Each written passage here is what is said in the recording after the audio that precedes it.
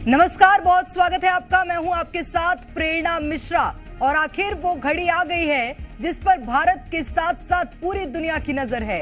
विश्व के सबसे बड़े लोकतंत्र भारत में आज लोकसभा चुनाव 2024 की मतगणना होगी और मतगणना सुबह 8 बजे से शुरू होगी, जिसमें पहले पोस्टल बैलेट की गिनती होगी। उसके बाद ईवीएम मशीनों को खोला जाएगा और पूरे देश में कुल 7 चरणों में लोकसभा की 543 सीटों पर चुनाव संपन्न हुआ। इसमें मध्य प्रदेश की 29 और छत्तीसगढ़ की 11 सीटें शामिल हैं। 81 दिनों की प्रक्रिया के बाद देश की 57 पार्टियों के कुल 8,360 प्रत्याशियों के राजनीतिक भाग्य का फैसला आज हो जाएगा। और काउंटिंग के लिए मतगणना केंद्रों पर सुरक्षा के भी सख्त इंतजाम किए गए हैं। साथ ही भीषण गर्मी को देखते हुए मतगणना केंद्रों पर पंखे, कूलर, एसी और ठंडे पानी के साथ साथ डॉक्टर्स की टीम भी तैनात की गई है। चुनाव में मुख्य मुकाबला एनडीए गठबंधन और इंडिया गठबंधन के बीच है और दोनों ही दलों के नेताओं ने अपनी अपनी जीत का दावा किया है। हालांकि किसके दावे में कितना दम है, आज के परिणाम ये बता देंगे, क्योंकि इंडिया गठबंधन भी लगातार अपनी जीत का दावा करता और अपनी सरकार बनने का दावा करता नजर आ रहा है।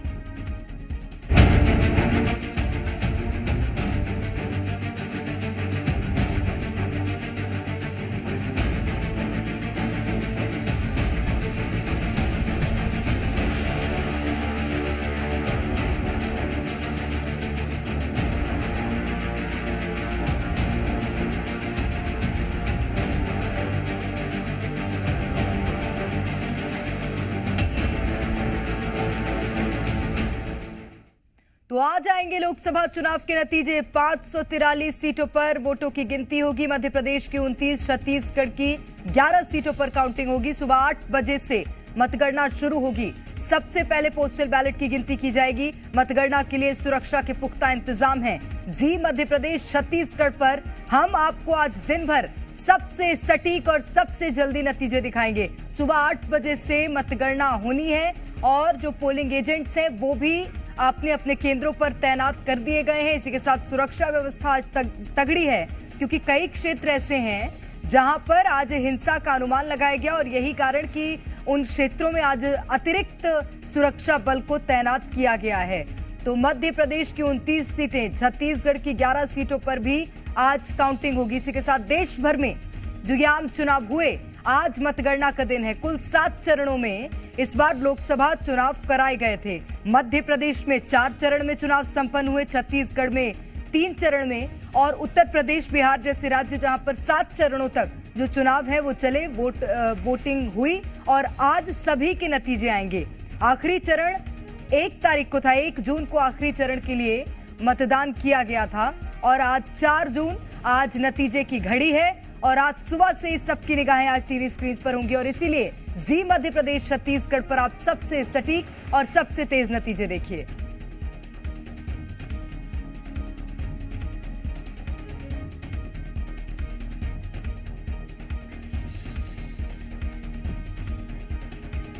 तो मतगणना से पहले पोलिंग सेंटर्स पर कड़ी सुरक्षा व्यवस्था है। सभी राज्यों में भारी पुलिस बल की तैनाती है। सीसीटीवी की निगरानी में है ईवीएम और केंद्र पर रात भर जो कार्यकर्ता है वो डटे रहे। तो मतगणना केंद्र जहां पर आज वोटों की गिनती होनी है, वहां पर रात भर जो पार्टी कार्यकर्ता हैं वो डटे रहे और आज सुबह 8 बजे से जो काउंटिंग है ये शुरू होगी।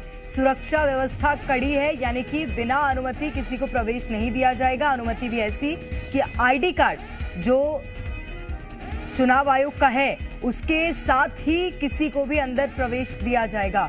पुलिस की सुरक्षा व्यवस्था, इसी के साथ अतिरिक्त सुरक्षा बलों को भी तैनात किया गया है ताकि किसी तरह की हिंसक स्थिति ना बने। सीसीटीवी से ईवीएम की निगरानी की जा रही है।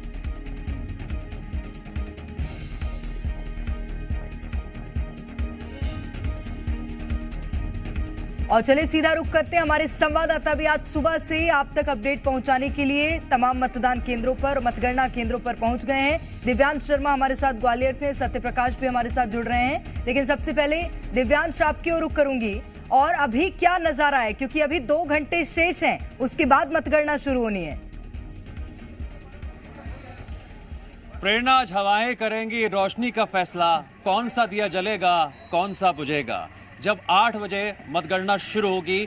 लेकिन मतगणना से पहले सबसे ज़रूरी होता है सुरक्षा व्यवस्था, क्योंकि मतगणना कर्मी इस वक्त अंदर जा रहे हैं। और उससे पहले आप देखिए यहाँ की तस्वीरें हम आपको दिखा रहे हैं किस तरह से यहाँ पर जो 3 लेयर सुरक्षा व्यवस्था है उसके तहत चेकिंग की जा रही है हर आने जाने वाले की, चाहे वह मतगणना कर्मी हो, कर्मचारी हो। और ये विजुअल्स देखिए, आप तस्वीरें देखिए किस तरह से यहाँ पर पानी की बोतल को भी लेने नहीं दिया जा रहा है अंदर। कुछ ज़रूरी इंस्ट्रक्शंस यहाँ पर दिए गए हैं, उसके तहत यहाँ पर सुरक्षाकर्मी लगातार चेकिंग भी कर रहे हैं और बिना आई कार्ड के किसी को अंदर नहीं जाने दिया जा रहा है। हम जरा बात करते हैं यहाँ पर जो मौजूद टीआई हैं उनसे कि सुरक्षा व्यवस्था को लेकर क्या इंतजाम है। सर, सुरक्षा व्यवस्था के तहत 8 बजे तो मतगणना शुरू होगी, लेकिन उससे पहले की जो प्रक्रिया है, जिस तरह से मतगणना कर्मी अंदर जा रहे हैं, क्या कदम आगे बढ़ रहे हैं, उसके तहत क्या क्या नियम है?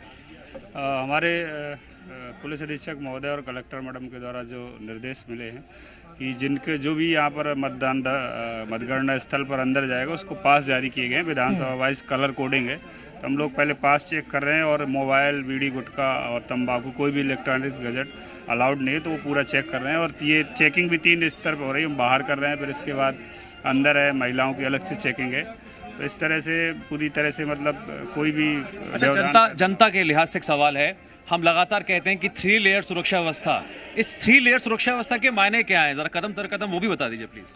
3 लेयर सुरक्षा व्यवस्था, एक तो पहले आउटर कार्डन होती है, बाहर जैसे ट्रैफिक व्यवस्था हो गई, कोई गाड़ी अंदर ना आए, तो वो हमारी बाहर व्यवस्था लगी। इसके बाद ये दूसरा कार्डन है जहाँ पर हम लोग फ्रिस्किंग करते हैं, मोबाइल वगैरह ना जाए, बीड़ी, तंबाकू, गुटखा और कोई ऐसी चीज़ ना जाए जो मतलब अनुमति नहीं है। पानी की बोतल भी नहीं ले जाने दे रहे क्योंकि अंदर पूरी व्यवस्था है। तीसरी लेयर इनर कार्डन है जहाँ पर ईवीएम वगैरह काउंटिंग होती है, उसके कमरे के बाहर। ठीक है, 6:30 बजे का वक्त मैं बता रहा हूँ।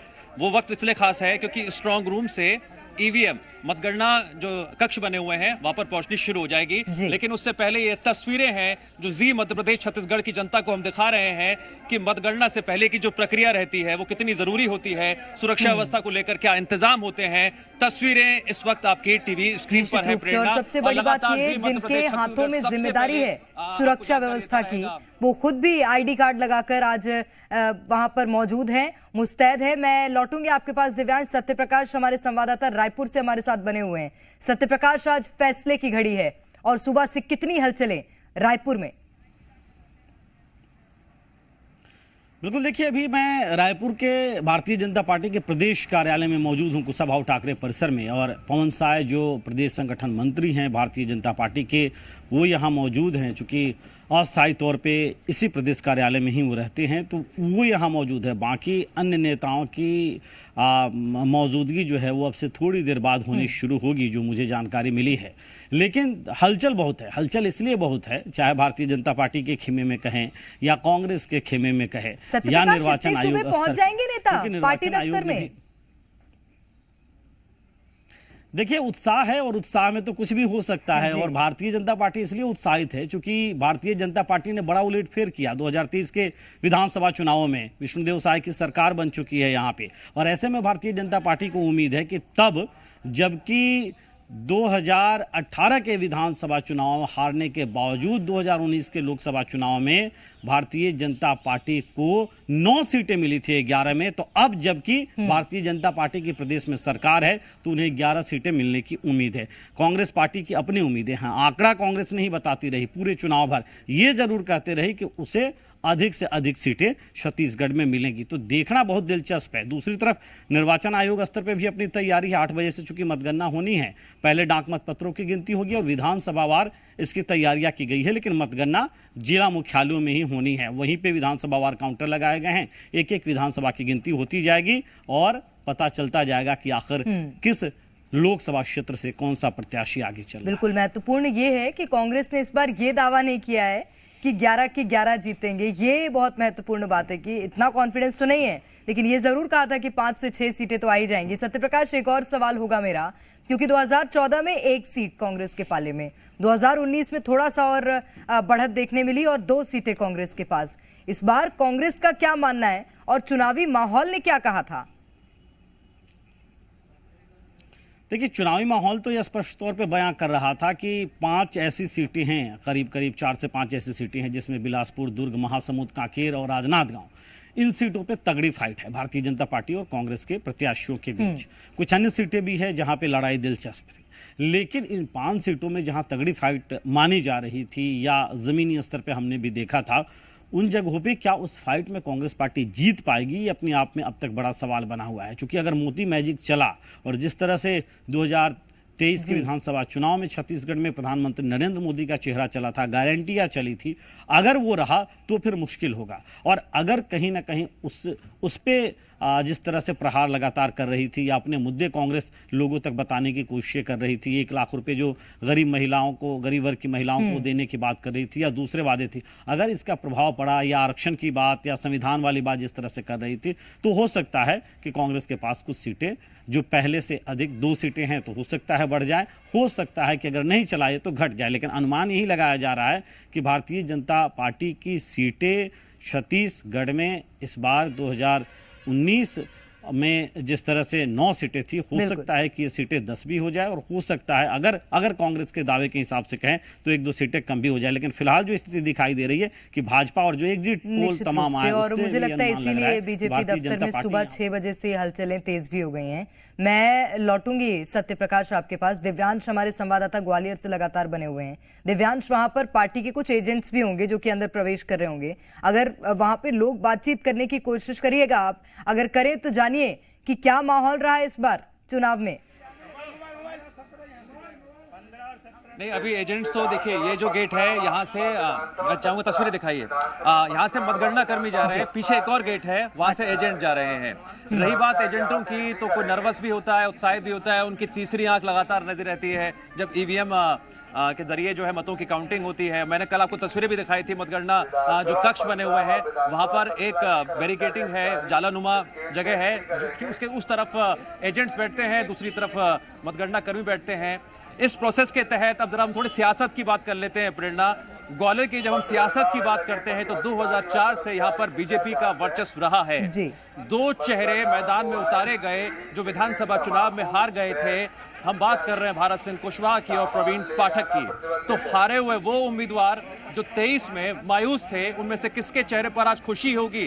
क्या एक बार फिर से ग्वालियर में कमल खिलेगा या फिर पंजा मुकाबला देने में कामयाब रहेगा?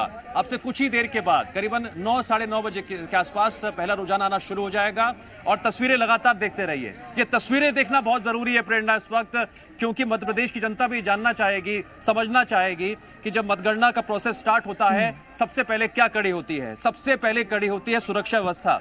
यहाँ पर लगातार अनाउंसमेंट भी किया जा रहा है, मैं वो भी दिखाता हूँ आपको। इस अनाउंसमेंट के जरिए जो दिशा निर्देश दिए गए हैं वो लोगों तक पहुंचाए जाते हैं, जो यहाँ लगातार पहुंच रहे हैं। सुनिए जरा, सुनिए एक बार। प्रतिबंधित है।